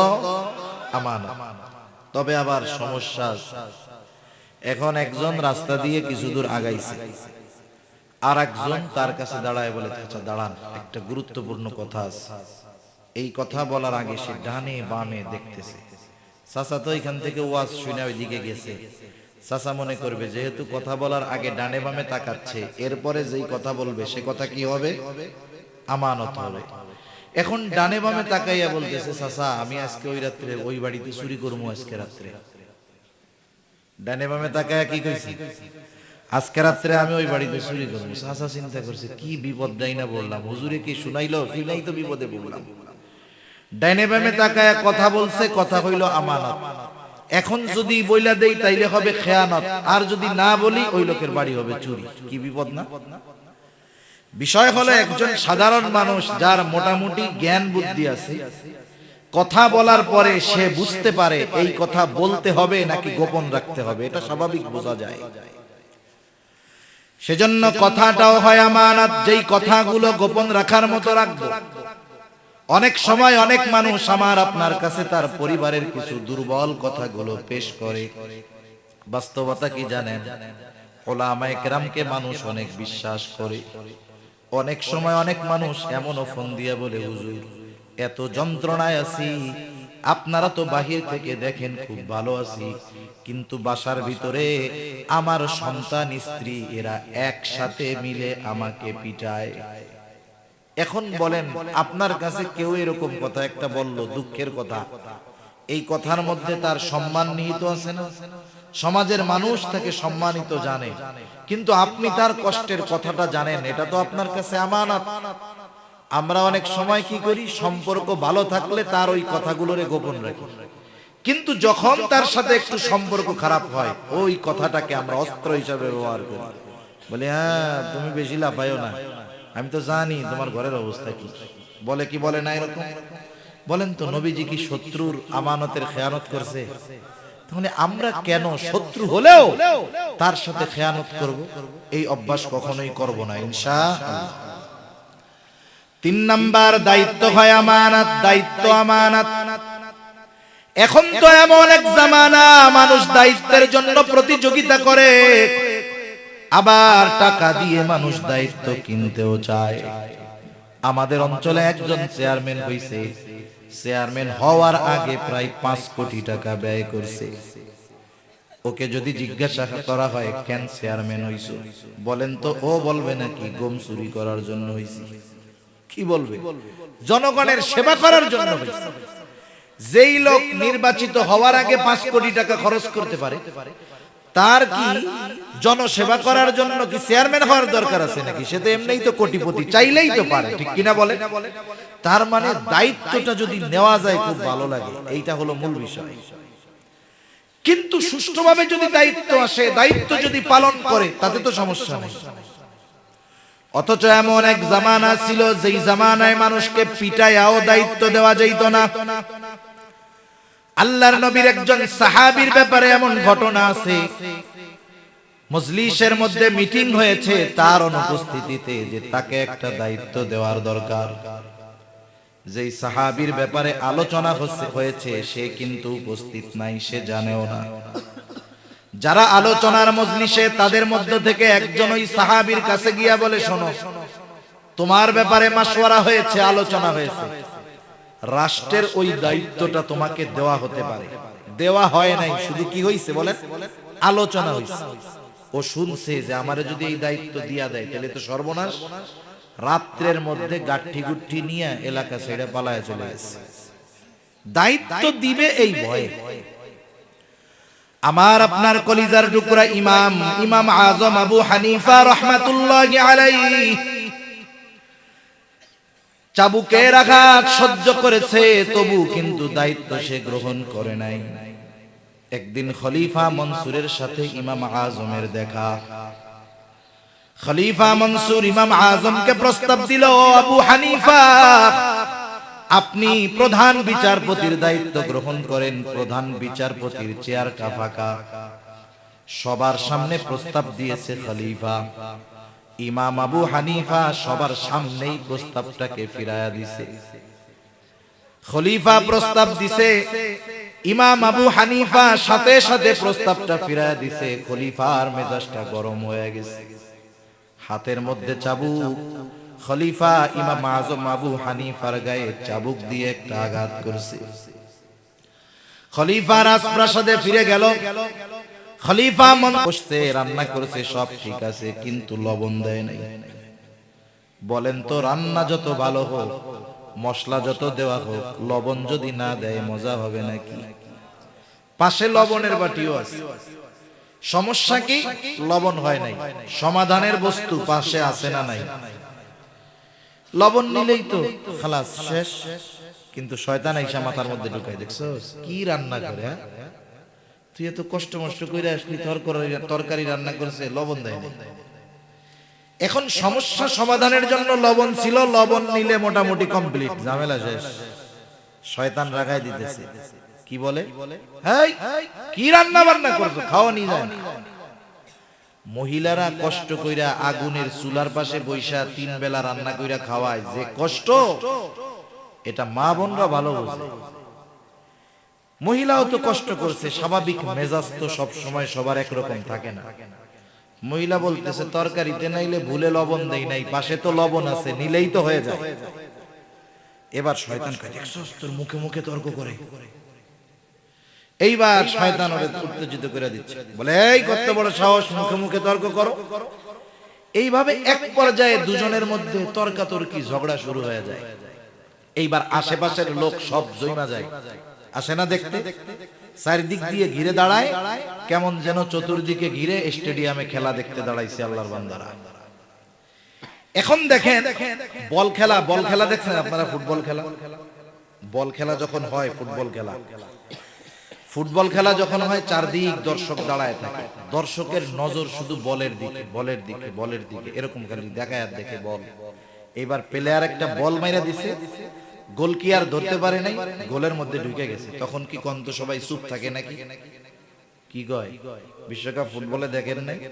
আপনাদের কক্সবাজারের এদিকেই ছিলাম ফাইনাল খেলার দিন মনে হয়, ওরে বাবা, বুড়া মানুষ যে চলতে পারে না, গোল কইয়া এক লাফে 5 হাত উপরে উঠে গেছে খুশির ঠেলায়। কি বলে, গোল, লাফায় উঠে। স্বামী স্ত্রীর মধ্যে তর্কাতর্কি চলতেছে, কেউ কিছু কয় না, শুধু দেখে কি হয়, কি হয়, কি হয়, মানে গোলের অপেক্ষা করতেছে। এইবার রাগের ঠেলায় যখন ওই বেটা মানুষটা স্ত্রীকে বলে দেয়, যা তোর 14 গোষ্ঠী ধরে দিয়া দিলাম। এইবার পাশের থেকে, আরে কাকা কি করলেন আপনি? এখন বলেন, যখন দুইজনের মধ্যে ঝগড়া চলতেছে, মহিলারা যদি মহিলাটারে নিয়ে একটু দূরে চলে যায়, পুরুষরা যদি পুরুষটারে নিয়ে দূরে চলে যায়, এই অঘটনটা হয়তোবা ঘটতো না, ঠিক কিনা বলেন? আমরা সমাজের মানুষের অভ্যাস হলো এটা, কেউ বিপদে পড়তেছে, ও মরা মরা ভাব, ও চিন্তা করে আগে একটু ফেসবুক লাইভ দিয়া নেই, আমারটা ভাইরাল হইলেই তো আমার নাম হয়ে গেল। এই যে স্বামী স্ত্রীর মধ্যে তালাক যখন হয়ে গেছে, বলে যে চাচা আপনি করলেন কি, আপনার 3টা পোলা আছে, একটা মাত্র দুধ খায়, এখন তো আর শাশি আপনার নাই। শয়তান এবার চলে গেছে, এক মিশন শেষ। একটু পরে ঘুরে ফিরা আবার দুজনের কাছে আসছে, এবার হলো নসিহত করতেছে, আরে কি হইছে, রাগে টাগে একটু দিয়া দিছে, অসুবিধা নেই। এখন যদি তোর এই বউ চলে যায়, তোর মেয়ের কি হবে, তোর বাচ্চার কি হবে? দুধ খাওয়া শিশু বাচ্চারা তো দুধ না খেয়ে মরে যাবে। এই যে মহব্বত ঢুকায় দিচ্ছে। এইবার ওলামায়ে কেরামের কাছে গিয়ে বলে, হুজুর কি হইছে? কয় এই কাজ তো করে ফেলছে। কেন করছিস? কয় হুজুর রাগে করছি। কিসে করছি বলেন না? রাগে করছি। মানুষ তো রাগে পড়েই এমন কাজ করে যাতে তার গোটা জীবন পস্তানো লাগে। এজন্য একটা জিনিস আমরা সিদ্ধান্ত, একটা জিনিস জীবনের জন্য পণ করব, যে কখনো কোনো সিদ্ধান্ত রাগান্বিত অবস্থায় নিব না। এটা ভালো হোক আর মন্দ হোক, ভেবে চিন্তে এরপরে আমরা সিদ্ধান্ত নিব। খলিফা মনসুর রাগে চাবুক দিয়া বাড়ি মারছে, কিন্তু রাগ যখন চলে গেছে তার মধ্যে অনুতপ্ততা কাজ করতেছে। খলিফা মনসুর নিজে গিয়ে ক্ষমা চাবে ইমাম আবু হানিফার কাছে, লজ্জার ব্যাপার। প্রধান সহকারীকে ডাক দিয়ে বলে, যা ইমাম আবু হানিফার কাছে গিয়ে তুই আমার কথা বলবি। খলিফা লজ্জিত, মাপ চেয়েছে। যাওয়ার সময় হাতের মধ্যে 1 থলে স্বর্ণ মুদ্রা দিয়ে বলে, শোনো, ইমাম আবু হানিফার কাছে ক্ষমা চাইবা, সাথে সাথে বলবা খলিফা এই 1 থলে স্বর্ণ মুদ্রা আপনাকে হাদিয়া দিয়েছে, আপনি যদি এই হাদিয়া গ্রহণ করেন তাইলে খলিফা নিশ্চিত হবে যে আপনি তাকে ক্ষমা করেছেন। লোকটা আসছে খলিফার ইমাম আবু হানিফার কাছে। ইমাম আবু হানিফার কাছে এসে গিয়ে বলে, ইমাম, খলিফা মানসুর লজ্জিত, আপনার কাছে ক্ষমা চেয়েছে। ইমাম আবু হানিফা তিনি তো নবীজির সিরাতের অন্যতম এক ধারক, নবীজির সিরাতের অন্যতম ধারক, নববী আখলাক তাদের মধ্যে ভরা। ইমাম আবু হানিফা সাথে সাথে বলছে, মাফ করে দিলাম। এইবার লোকটা বলে, আপনি যে মাফ করলেন, আপনি নাইলে নিশ্চিত, কিন্তু খলিফা বিশ্বাস করবে কেমনে? এক থলে স্বর্ণ মুদ্রা আপনাকে হাদিয়া দিয়েছে, গ্রহণ করেন, তাইলে খলিফা নিশ্চিত হবে আপনি তাকে মাফ করে দিয়েছেন। ইমাম আবু হানিফা হাদিয়া গ্রহণ করে না, বারবার চাপ দেয়, বলে নেন। এক সময় বলে, হাদিয়া আপনি রাখেন, তবে আপনি মানুষদেরকে দান সদকা করে দিয়েন, আপনার ব্যবহার করা লাগবে না। ইমাম আবু হানিফা বলে, শোনো, তোমার কাছ থেকে এই স্বর্ণ মুদ্রা রাখবার পর আমি ব্যবহার করি নাকি অন্য কাউকে দিয়ে দেই, বিষয়টা এমন নয়, বরং তোমার খলিফা জানবে ইমাম আবু হানিফা আমার হাদিয়া গ্রহণ করেছে, সেজন্য এটা গ্রহণ করার কোনো সুযোগ নাই। লোকটা যখন আরো জোরাজুরি করতেছে, ইমাম আবু হানিফা এবার তাকে জিজ্ঞাসা করে যে, তোমার খলিফা যে আমারে এত স্বর্ণ মুদ্রা হাদিয়া দিল, এটা পাইলো কোথায়? প্রত্যেকটা দেশের শাসক যারা, তাদের রাষ্ট্র থেকে একটা নির্দিষ্ট ভাতা আছে না নাই? আপনারা জেনে থাকবেন, করোনাকালীন সময়ে ইংল্যান্ডের একজন প্রধানমন্ত্রী, কি ক্যামেরন যেন নাম তার, পত্রিকায় আসছে যে সে প্রধানমন্ত্রী তো ছেড়ে দিতে চায়। কেন? বলে সে যা ভাতা পায় তা দিয়ে তার সংসার চলে না, এই জন্য কি করবে, প্রধানমন্ত্রিত্ব ছেড়ে দিবে। এখন জিজ্ঞাসা করেছে, কোথায় থেকে পাইলো এইটা বলো, এত স্বর্ণ মুদ্রা কোথার থেকে পেল? এইবার লোকটা বলে, ইমাম, উনি কোথার থেকে পাবে, বাইতুল মাল তথা রাষ্ট্রীয় কোষাগার থেকে দিয়েছে। ইমাম আবু হানিফা এবার আরো কঠোর হয়ে গেলেন। উনি বলতেছে, খলিফাকে গিয়ে এই কথা ভালোভাবে জানায় দিবা, ওনার জন্য যেই সম্মানী প্রতি মাসে বরাদ্দ, এর থেকে একটা পয়সা বেশি নিজের কাজে ব্যবহার করা ওনার জন্য জায়েজ নাই। যাও, ফেরত নিয়ে যাও, এটা বলবা ওনারে। অনেকক্ষণ ধইরা তো তেলাতেলি করতেছে, এবার হয়ে গেছে রাগ। খলিফার কাছে গিয়ে ওই কথাটাকে আরো সুন্দরভাবে সাজায়া গুছায়া এরকম গিয়া বলছে। খলিফা আরো রাগ হয়ে গেছে। নগদ এই প্রহরীদেরকে বলে, যাও, খলিফা ইমাম আবু হানিফাকে আটক করার নির্দেশ দিল। সৈন্যবাহিনী গিয়ে ইমাম আবু হানিফাকে জেলখানার মধ্যে আটকায় দিল। প্রতিদিন চাবুক দিয়ে আঘাত করা হতো, আর বলা হতো প্রধান বিচারকের দায়িত্ব নিলে ছেড়ে দেওয়া হবে। ঐতিহাসিকদের থেকে দুইটা মত পাওয়া যায়। ইমাম আবু হানিফা চাবুকের আঘাতে জর্জরিত হয়ে গেছে, তবুও প্রধান বিচারপতির দায়িত্ব গ্রহণ করে নাই। এক বর্ণনা, খাবারের সাথে বিষ প্রয়োগ করে ওনাকে হত্যা করা হলো। আরেক বর্ণনা, প্রচন্ড অসুস্থ, বাড়িতে পাঠায় দেওয়া হলো, গৃহবন্দী হয়ে গেল। ওই অবস্থায় দুনিয়া থেকে তিনি ইন্তেকাল করলেন। ইমাম আবু হানিফাকে প্রশ্ন করা হয়েছিল, ও ইমাম, আপনি যেই কারণে এত জুলুম অত্যাচার সহ্য করলেন, আপনি যদি প্রধান বিচারপতির দায়িত্ব গ্রহণ করতেন, এত জুলুম অত্যাচার আপনার উপরে হইতো না। বিচারক হওয়ার জন্য যেই জ্ঞান দরকার, যোগ্যতা দরকার, সব আল্লাহ আপনাকে দিয়েছে, এরপরেও কেন আপনি জুলুম সহ্য করলেন, কিন্তু দায়িত্ব নিলেন না? ইমাম আবু হানিফা বলেন, শোনো, আমি যেই দায়িত্ব নেই ওই দায়িত্বের ব্যাপারে আল্লাহ কিয়ামতে জিজ্ঞাসা করবে না। আমি যেই দায়িত্ব নেই নাই সেই দায়িত্বের ব্যাপারে আল্লাহ কিয়ামতে আমাকে জিজ্ঞাসা করবে না।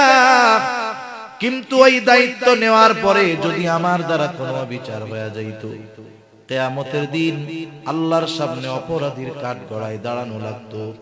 ইমাম আবু হানিফার ওই হাদিস ভালো মতো জানা আছে, আবু দাউদের হাদিস। নবীজি বলেন, আমাদের কাউকে যখন কোনো দায়িত্ব দেওয়া হয়, ওই দায়িত্বের সে যদি সুচ পরিমাণ খেয়ানত করে, সুচ পরিমাণ, নবীজি বলেন কিয়ামতের দিন তাকে খেয়ানতের বোঝা নিয়ে আল্লাহর সামনে উপস্থিত হতে হবে। সেই জন্য যে কোনো দায়িত্বের ব্যাপারে সচেতন থাকার দরকার, কারণ দায়িত্ব আমানত, সাথে সাথে শরীয়তের বিধি বিধান আমানত। আল্লাহ তাআলা বলেন ইন্না আরাদনাল আমানাতা আলাস সামাওয়াতি ওয়াল আরদি ওয়াল জিবাল ফাআবাইনা আন ইয়াহমিলনাহা ওয়া আশফাকনা মিনহা ওয়া হামালাহাল ইনসান। আল্লাহ তাআলা বলেন আমি এই আমানত আসমানের কাছে, জমিনের কাছে, পর্বতের কাছে পেশ করলাম। তারা প্রচন্ড ভীত সন্ত্রস্ত হয়ে গেল, এই আমানত তারা বহন করলো না। ওয়া হামালাহাল ইনসান, মানুষ এই আমানত বহন করলো। মুফাসসিরিনে কেরাম বলেন কি সেই আমানত? কোন কোন মুফাসসির বলেন সেই আমানত হলো কোরআন, কোন কোন মুফাসসির বলেন সেই আমানত হলো শরীয়তের বিধিবিধান। একই কথা, কারণ মুমিনের বিধিবিধান হলো কোরআন, কোরআনই হলো মুমিনের সংবিধান। ঠিক কিনা বলেন? এই জন্য আল্লাহ তাআলার সব আদেশ নিষেধ এগুলো আমানত। আদেশ নামাজ পড়তে হবে, আদেশটা কার? আর একটু জোরে বলেন না কার? কেউ যদি নামাজ না পড়ে, এক নম্বরে আদেশ অমান্য করে আল্লাহর, আল্লাহর আদেশ অমান্য করলে খেয়ানত হয়। সাথে সাথে যেইটার আদেশ ছিল সেই নামাজ আদায় না করার কারণে আলাদা গুনাহ আছে না নাই? আল্লাহ তাআলা নিষেধ করছে বান্দা সুদ খায়ও না। সুদ যদি খায়, এক নম্বরে আল্লাহ তাআলার নিষেধ অমান্য করা হয়। এই নিষেধটা হলো আমানত। আবার সুদ খাওয়ার কারণে আলাদা গুনাহ আছে না নাই? এই জন্য শরীয়তের সকল বিধিবিধান আমানত। আমার আপনার জানমাল এটাও আমানত। আল্লাহ তাআলা বলেন ইন্নাল্লাহা আশতারা মিনাল মুমিনিনা আনফুসাহুম ওয়া আমওয়ালাহুম বিআন্না লাহুমুল জান্নাহ। আল্লাহ তাআলা বলেন নিশ্চয় আল্লাহ তাআলা মুমিনের জানমাল জান্নাতের বিনিময়ে কিনে নিয়েছেন। কিনবেন এমনটা বলেন নাই, কিনে নিয়েছেন। কেনা বেচা হয়ে গেছে, তবে মালিকানা কেনা বেচা হয়ে গেলে মালিকানা কি থাকে নাকি? থাকে না। একটা উদাহরণ দিলে বুঝতে সহজ হবে। কষ্ট হইতেছে নাকি আপনাদের? তাকবীর দেন, নারায়ে তাকবীর। আর একটু জোরে, নারায়ে তাকবীর। এখন আপনারা যদি রাত 1টা পর্যন্ত থাকেন, আমি তো থাকবো না, আর অল্প কিছু সময় আপনাদের কষ্ট দিব। মনে করেন একজন আল্লাহর বান্দা ফজরের নামাজ পড়ে হাঁটতে বের হইছে, কিছু দূর হাঁটছে, ওই রাস্তার মোড়ের কাছে গিয়া দেখে এক আল্লাহর বান্দা একেবারে কচি কদু নিয়ে বসে আছে। কদু চিনেন তো? আপনাদের এলাকায় পাওয়া যায়। এটাকে আপনাদের কদু বলে না লাউ বলে? কদু বলে, কদু। এখন যারা একটু দিনদার প্রকৃতির মানুষ, এরা জানে নবীজির পছন্দের এক তরকারি হইল কদু। এই কদুর অনেক উপকারিতা আছে। যাদের হার্টের সমস্যা, কোলেস্টেরলের সমস্যা, কোলেস্টেরল থেকে অনেক রোগ হয়, এই যে ব্রেন স্ট্রোক, হার্ট স্ট্রোক, এগুলো রক্তে শর্করা, চর্বি জমার কারণে হয়। এই কদু যদি খায় তাহলে এর দ্বারা অনেক উপকার হয়। অনেকের হাই প্রেসার আছে, ব্লাড প্রেসার হাই, উচ্চ রক্তচাপ, এই কদু এটারে নিয়ন্ত্রণ করে। অনেক উপকার আছে এর মধ্যে। নবীজির প্রিয় এক তরকারি ছিল। উপকার যত থাক, আমরা খাবো কেন? নবীজির পছন্দের তরকারি এই জন্য। ঠিক কিনা বলেন? তাইলে সুন্নাত হবে আর উপকার গুলো ফাও পাওয়া যাবে, ফ্রি পাওয়া যাবে। এখন উনি কদু দেখছে, একেবারে জালি কদু, ওনার পছন্দ হয়েছে দেখা ফজরের নামাজ পড়ে হাঁটতে বের হয়েছে। পকেটে টাকা নাই, তবে কদুর মালিকের সাথে পরিচয় আছে। এখন জিজ্ঞাসা করতেছে কদুর দাম কত? বলে চাচা আপনি নিলে 50 টাকা। কয় টাকা? 50 টাকা। মুরব্বি বলতেছে ঠিক আছে, আমি তোমার কদুটা কিনলাম, তবে টাকাটা আমি 1 ঘন্টা পরে দিব। তুমি আসো 1 ঘন্টা? বলে আমি 1.5 ঘন্টা এই জায়গায় আছি। তাহলে আমি কদুটা কিনলাম, এটা তোমার কাছে এখন থাক, আমি টাকাটা 1 ঘন্টা পরে দিব। চাচা এবার চলে গেছে। এখন বলেন তো, কদুওয়ালার কাছে কদু আছে, চাচার পকেটে কদুওয়ালার টাকা আছে, যতই কদুটা কদুওয়ালার কাছে থাক, কিন্তু কদুর মালিকানা কি আছে? 1 ঘন্টার চুক্তি এখানে। এখন যদি 1 ঘন্টা আগে কেউ আইসা ওরে পাম মারে যে 50 টাকা না রে চাচা তোরে ঠগাইছ, আমি তোরে 80 টাকা দিব, দিয়া দে, বলেন তো 80 টাকা পাইয়া ওর বেচার অধিকার আছে নাকি? নাই, কারণ ওই কদুর উপরেই তো মালিকানা ওর নাই।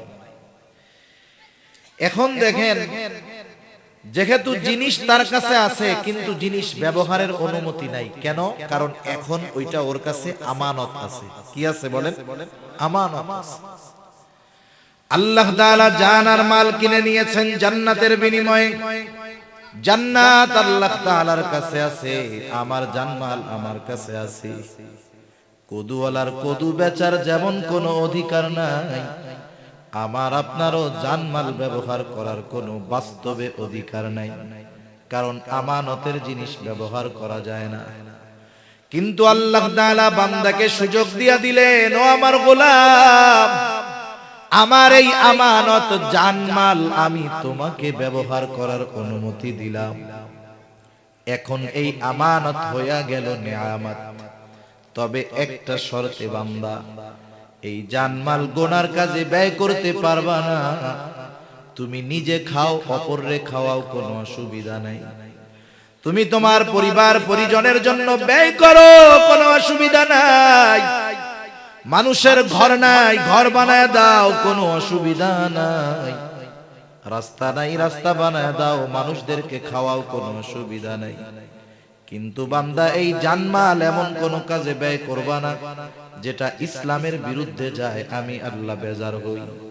এই জন্য এই জানমাল কেউ যদি গুনার কাজে ব্যয় করে, নিঃসন্দেহে সে আল্লাহর রাখা আমানতের সাথে খেয়ানত করে। সব খাওয়া যাবে, তবে বিড়ি সিগারেট খাওয়া এটাও যাবে নাকি? যাবে? বলে না যাবে, খাওয়া যাবে না। কারণ জানটা কার, মালটা কার? আমরা কত খারাপ লোক, আমরা আল্লাহর দেওয়া মাল দিয়া আল্লাহর দেওয়া জানের ক্ষতি করি। বিড়ি সিগারেট খেলে উপকার হয় নাকি না ক্ষতি হয়?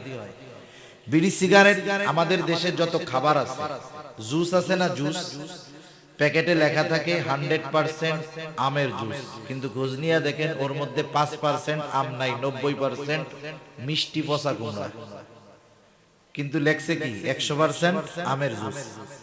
অধিকাংশ প্যাকেটজাত যেই খাবার আছে ওর গায়ে যে উপকারের কথা বা লেখা থাকে, এগুলো সব মিথ্যা কথা। একটা জিনিসের প্যাকেটে খালি সত্য কথা লেখা থাকে, সেটা হলো সিগারেটের প্যাকেট। এই জায়গায় সত্যই মিথ্যা কথা লেখে না, একবারে সত্য কথা লেখে। মনে করেন এক সিগারেটের দাম ছিল 2 টাকা, প্যাকেটের গায়ে লেখা কি ধূমপান স্বাস্থ্যের জন্য ক্ষতিকর। এখন সরকারের কিন্তু মনিটরিং সেল আছে, সারা দেশের মধ্যে খোঁজ খবর রাখে কোন জিনিসের বেচা কেনা বেশি হয়। দেখে মানুষজন ভাত চাল ডাল তরকারি না খাইলেও বিড়ি সিগারেট মাশাআল্লাহ খুব ভালো মতো খায়। সরকার এখন ওইটার উপরে ট্যাক্স বাড়ায় দিবে, ফ্যাক্টরি কোম্পানির উপরে ট্যাক্স দিবে। কোম্পানি তো আর বাপের বাড়ি থেকে দিবে না, পাবলিকের পকেট থেকে নিয়ে দিবে। এখন মনে করেন একই জিনিসের কোয়ালিটি এক, উপকার এক, যদি মার্কেটে দাম বাড়ায় দেয়, আপনারা জিজ্ঞাসা করবেন না যে মিয়া দাম বাড়াইলা তাইলে এর পরিমাণ বাড়বে নাইলে এর উপকার বাড়বে, ঠিক কিনা বলেন? এখন ওরাও চিন্তা করছে ধূমপান স্বাস্থ্যের জন্য ক্ষতিকর 2 টাকা, এখন যদি দাম বাড়াই ফজিলত তো বাড়ায় লিখতে হবে। এবার লেখছে ধূমপান ফুসফুসে ক্যান্সার হয়, দাম দিছে 6 টাকা। ওরা চিন্তা করছে মানুষ খায় না, না খায় আল্লাহ জানে। এবার তাকায় দেখে আগের চাইতে এখন আরো মানুষ বেশি করে কিনে খাইতেছে। এটা ওই যে সরকারের মনিটরিং সেল দেখে যে আরে এটা তো বেচা কেনা বাড়ছে, আবার ট্যাক্স লাগে। এইবার লেখছে 10 টাকা না 12 টাকা দাম, লেখছে ধূমপানে ক্যান্সার হয়। ফজিলত বাড়তেছে না কমতেছে? দামও বাড়তেছে, ফজিলতও বাড়তেছে। দেখে ওই 6 টাকার জিনিস ওই সিগারেট এখন 10 টাকা দিয়ে প্রতিযোগিতা দিয়ে খাইতেছে। সরকার আবার দাম বাড়াচ্ছে। ওরা চিন্তা করে কি লিখবো বুঝি না তো, ক্যান্সারও লিখে ফেলাইলাম, এখন তো ফজিলত আর কি বাড়ানো যায়। এবার দেখবেন সিগারেটের প্যাকেটে লেখা আছে ধূমপান মৃত্যু ঘটায়, লেখা আছে না? লেখা আছে। যারা খায় এরা বুঝবে, যারা না খায় তারা দেখে থাকবে। স্পষ্ট লেখা, ধূমপান মৃত্যু ঘটায়। 2 টাকার জিনিস হয়েছে 18 টাকা।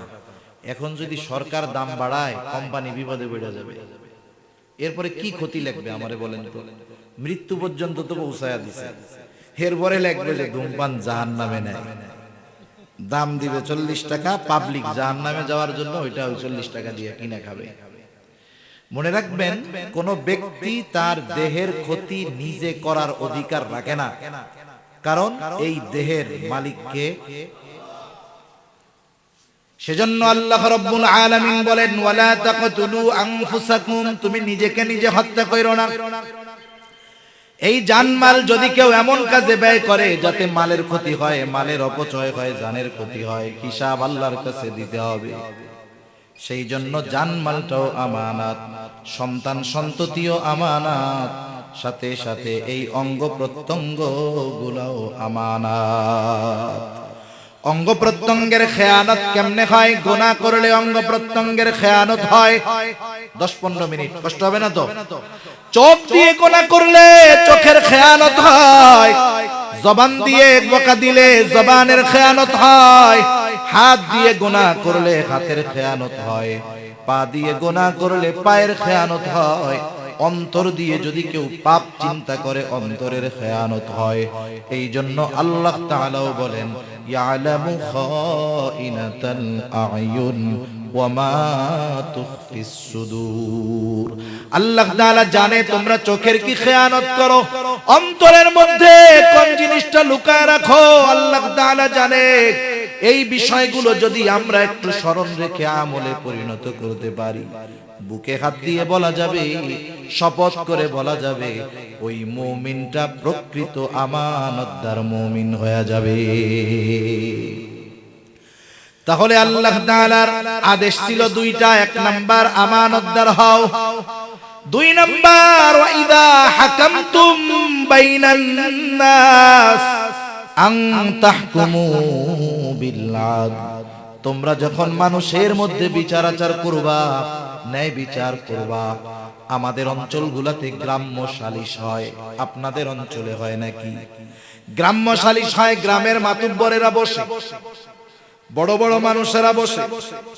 অনেক সময় এমন হয়, জালেমকে বলে, তুই তো অপরাধী, যদি 5 লাখ আমাদের এই প্যানেল রে ঘুষ দেস, তাইলে তোরে পবিত্র প্রমাণ কইরা দিব। জালেমের কাছ থেকেও ঘুষ খায়। অপর পাশ দিয়া মাজলুম রে বলে, শোন, 5 লাখ জরিমানা আদায় কইরা দিব, কিন্তু 3 লাখ হইল আমাগো। বলেন তো, এমন বিচারক সমাজের মধ্যে আছে না নাই? আবার যদি দুশমন ন্যায় বিচারের জন্য আসে, যার প্রতি তার রাগ ক্ষোভ, ন্যায় বিচারের জন্য যদি আসে, তার সাথে ন্যায় বিচার করে না। কিন্তু আল্লাহ তাআলা জানায় দেন, ও গোলাম, তুমি যখন বিচারকের আসনে বসবা, বিচার করবা, কারো প্রতি যদি বিদ্বেষ থাকে, শত্রুতাও থাকে, খবরদার এই কারণে তুমি অবিচার করবা না। শত্রুর প্রতিও ন্যায় বিচার করো। আল্লাহ তাআলা বলেন, ওয়ালা ইয়াজরিমান্নাকুম শানাআনু কওমিন আলা আল্লা তা'দিলু ই'দিলু হুয়া আকরাবু লিত্তাকওয়া। কোন কওমের সম্প্রদায়ের প্রতি বিদ্বেষবশত তোমরা তাদের উপরে অবিচার করবা না, ন্যায় বিচার করো। আমি ন্যায় বিচারের 2-3টা উপমা আপনাদের খেদমতে পেশ করে আলোচনা শেষ করব। 1 নাম্বার হলো, আমাদের ন্যায় বিচার মানার মন মানসিকতা থাকতে হবে। 1 নাম্বার, আমার মন মানসিকতা হবে আমি ন্যায় বিচার মেনে নিব, নাইলে ন্যায় বিচার প্রতিষ্ঠা হবে না। করব, মানব, দুটোই যদি আমার আপনার মধ্যে থাকে, তাইলে গোটা দুনিয়ার মধ্যে ইনসাফের সুবাতাস বইবে। ইমাম শাফিঈ রাহমাতুল্লাহি আলাইহি বলেন, যেই জাতির মধ্যে ন্যায় বিচার আছে, ইনসাফ আছে, যেই সমাজে ন্যায় বিচার আছে, ইনসাফ আছে, যেই সম্প্রদায়ের মধ্যে ন্যায় বিচার আছে, ইনসাফ আছে, এরা বড় সৌভাগ্যবান। যে জাতির মধ্যে নাই, এদের দুনিয়ার যত আসবাব থাকুক না কেন, এদের মতো দুর্ভাগা আর কেউ নাই। ঠিক কিনা বলেন? আজকে দুনিয়ার মধ্যে ন্যায় বিচার, ন্যায় বিচার যদি না থাকে, সমাজে অপরাধ বাড়ে, আইন যত বানানো হোক কাজ হয় না। সম্ভবত অ্যারিস্টটল বলেছেন, যেই সমাজে অপরাধের সঠিক বিচার হয় না, ওই সমাজে কোনোদিন অপরাধ কমে না, বরং দিন যায় আরো বাড়ে। মনে করে একজন যদি দেখে যে 5 খুন কইরাও 7 খুন কইরাও ও জামাইয়া ধরে আছে, কিছুই হয় নাই, তাইলে বলেন তো অন্যান্য যাদের মনে চায় যে আমার শত্রুরে মাইরা দিব, ওরা যখন দেখবে 7 মার্ডার কইরা আরামে আছে, তাইলে ও চিন্তা করবে আমিও মাইরা দেই, অসুবিধা কি, ফাঁসি তো আর হবে না, ঠিক কিনা বলেন? কিন্তু যদি ন্যায় বিচার হতো তাহলে আরেকজন ভয়ে থাকতো যে ওরে বাবা, ওরে ছাড় দেওয়া হয় নাই, আমিও ছাড় পাবো না, সমাজে এমনি অপরাধ কমে যেত। ওমর ইবনুল খাত্তাব রাদিয়াল্লাহু তাআলা আন তখন খলিফাতুল মুসলিমিন, উনি একদিন বাজারে গেছেন একটা ঘোড়া কেনার জন্য, ঘোড়া কিনবেন, সওয়ারি কিনবেন। খলিফাতুল মুসলিমিন একজন ইহুদির কাছ থেকে একটা ঘোড়া কিনছেন। কেনার সময় দেখেন সব ঠিকঠাক আছে, ঘোড়াটা নিয়ে বাজারের বাইরে আইসা যখন ঘোড়ার উপরে উঠছে, দেখে এখন ঘোড়া খোড়া হয়ে গেছে, ওর ঠ্যাং আর ঠিক মতো নাই। ঘোড়ার থেকে নেমে তিনি ওই অসুস্থ ঘোড়াটাকে নিয়ে আসছে ইহুদির কাছে।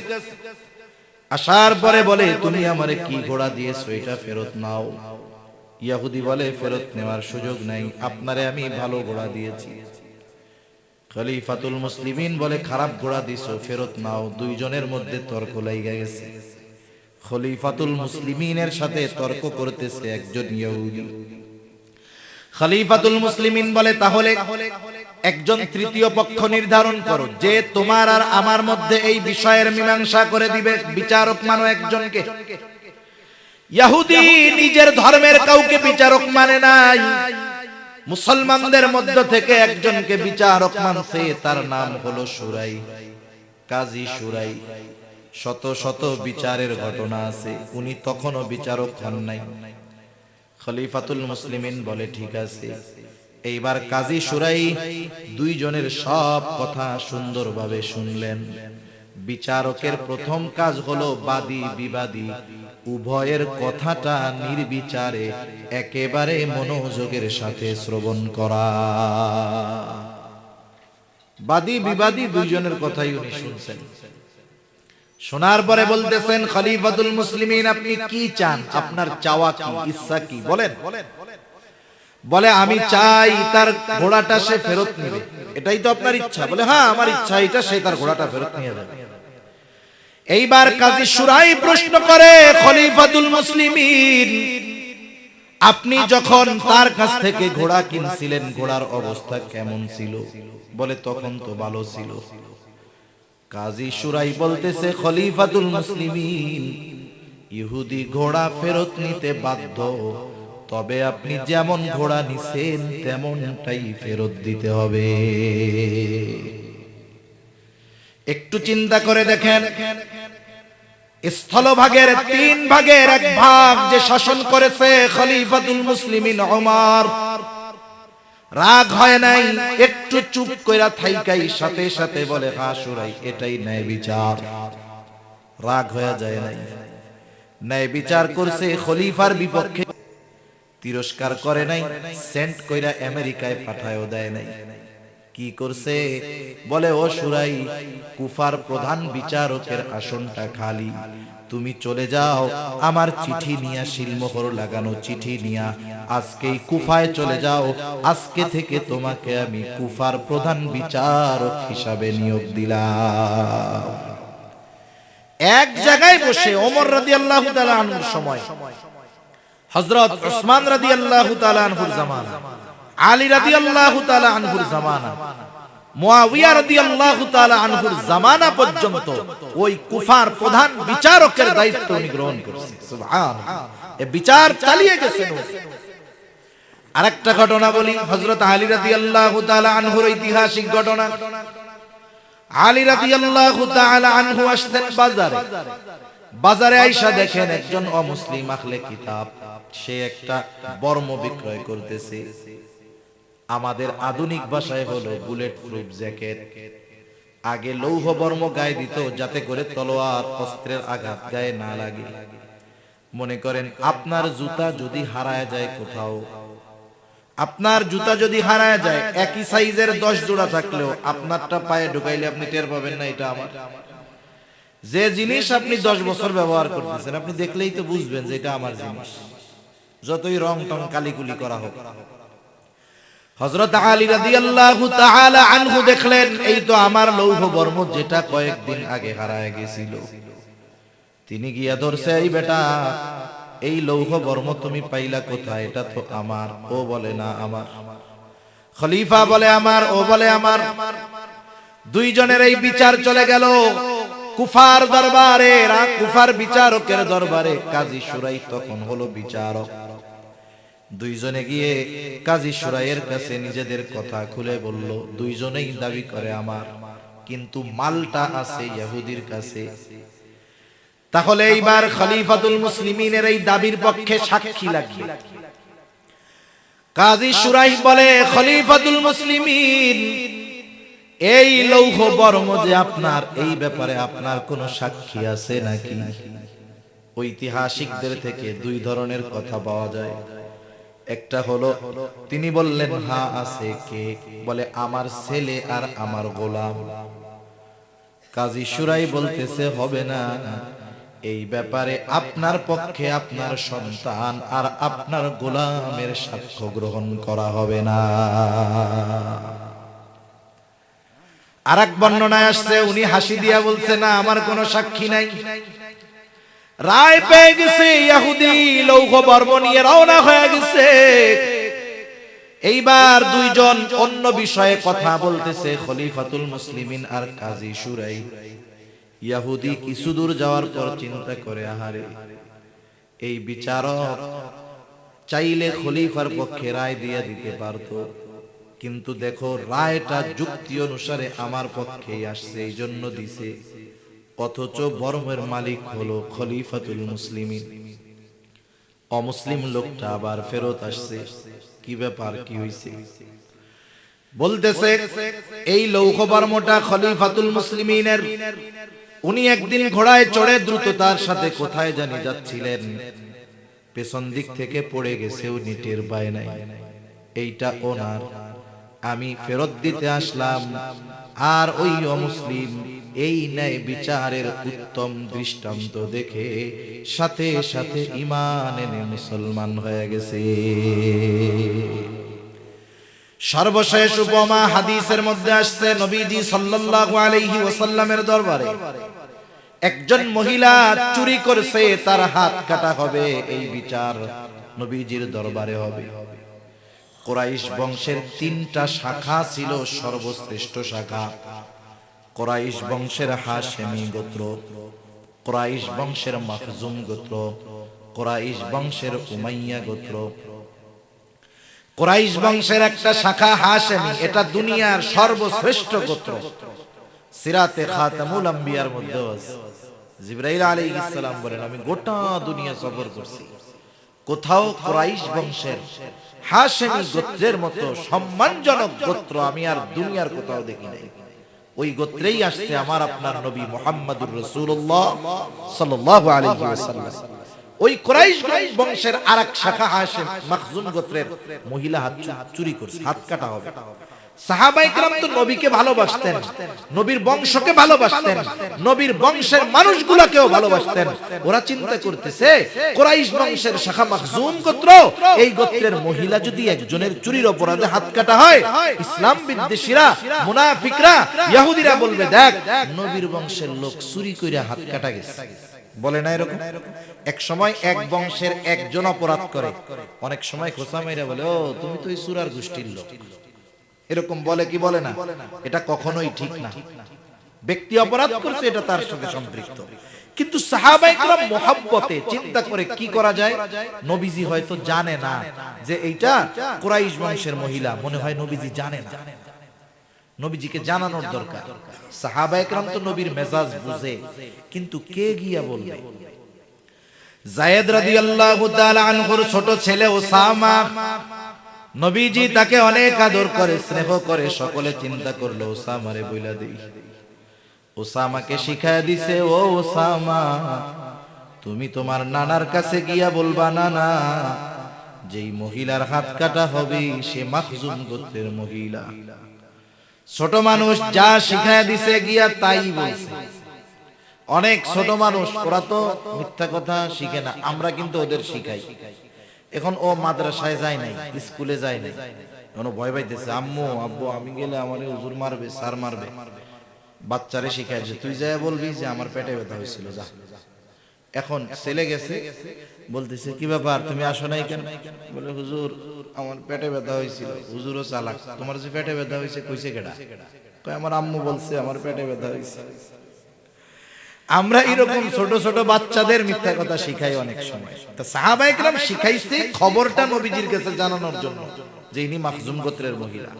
ছোট বাচ্চা যা বলছে নবীজির কাছে গিয়া তাই বলছে। নবীজি হুজরার ভিতরে ছিলেন, সাথে সাথে নবীজি বের হয়ে আসছেন, চেহারায় রাগান্বিত ভাব।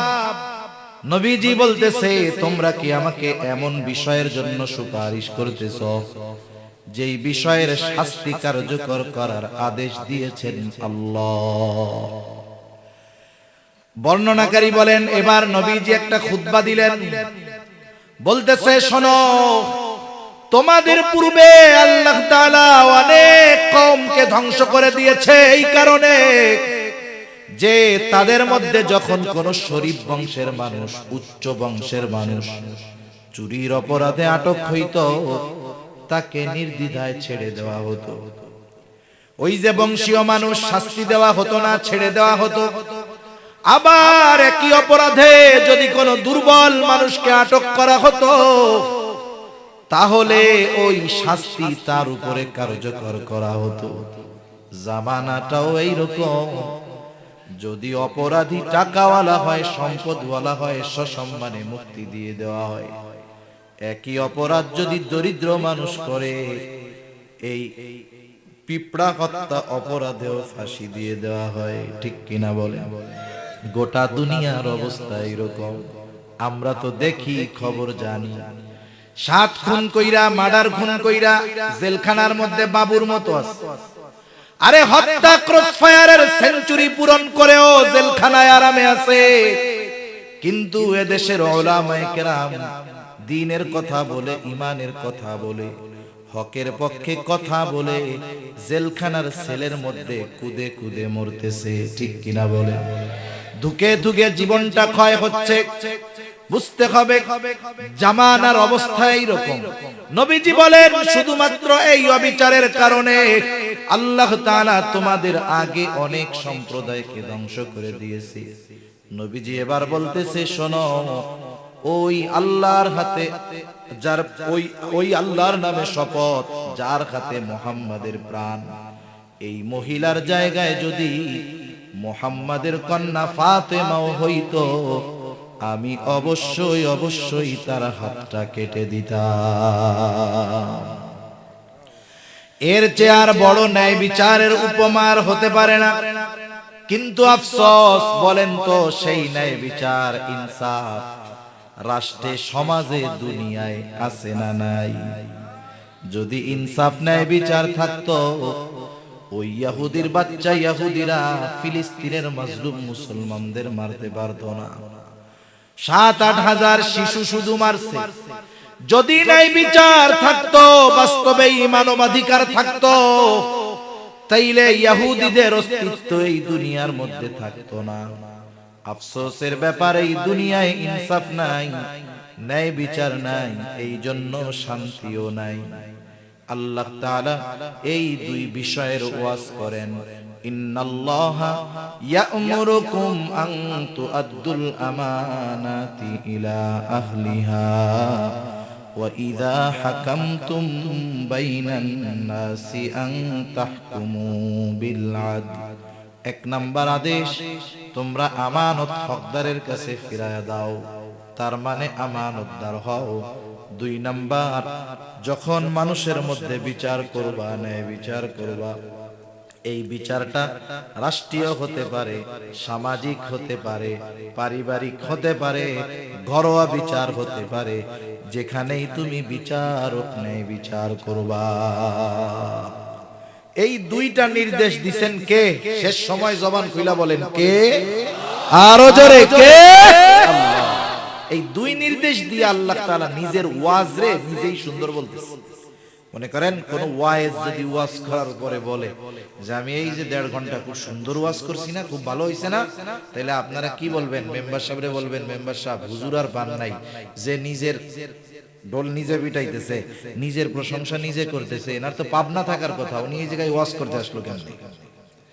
তার মানে মানুষ যদি নিজের প্রশংসা করে, মানুষ এর বলদ, বোকা, নিম্ন শ্রেণীর মনে করে। আল্লাহ তাআলা যখন নিজের প্রশংসা নিজে করেন, এর দ্বারা আল্লাহ তাআলার জালালিয়াত, শান, মান প্রকাশ পায়। ওই আদেশ, ওই নির্দেশ, ওই কথার মহত্ব প্রকাশ পায় যে আসলেও কত বড় জিনিস। এজন্য আল্লাহ তাআলা বলেন, ইন্নাল্লাহা ইয়া'মুরুকুম আন তু'আদ্দুল আমানাতি ইলা আহলিহা ওয়া ইযা হাকামতুম বাইনান নাসি আন তাহকুমু বিল আদল ইন্নাল্লাহা নি'ম্মা ইয়া'iদুকুম বিহি। নিশ্চয়ই আল্লাহ কতই না সুন্দর ওয়াজ তোমাদেরকে করলেন। এই দুইটা ওয়াজরে সুন্দর ওয়াজ বলছেন কে? এই দুই বিষয়ের আলোচনা আমরা শুনলাম। এখন যদি এই আলোচনাগুলো নিয়ে আগামীকাল আলোচনা করি, আমি হয়তো শুনবো না, কিন্তু শুনবেন কে? এই আলোচনা অনুযায়ী যদি আমল না করি, আমি কিন্তু দেখব না, দেখবে কে? কেমন যেন আল্লাহ বলে, ও বান্দা, এত সুন্দর দুইটা ওয়াজ করলাম, এই ওয়াজের ব্যাপারে কি বলা বলি করো, আমি আল্লাহ শুনি। আমল করো কি করো না, তাও আমি আল্লাহ দেখি। কেন শুনি, কেন দেখি? ইন্নাল্লাহা কানা সামিআন বাসীরা। নিশ্চয়ই আল্লাহ তাআলা হলেন সর্বশ্রোতা, সর্বদ্রষ্টা। তিনি সব শুনেন, সব দেখেন। আল্লাহ তাআলা আমাদের সকলকে প্রকৃত আমানতদার ও ইনসাফগার হওয়ার তৌফিক দান করুন। সকলে বলি আমিন, আরো জোরে বলি আমিন। ওয়া আখিরু দাওয়ানা আলহামদুলিল্লাহি রাব্বিল আলামিন।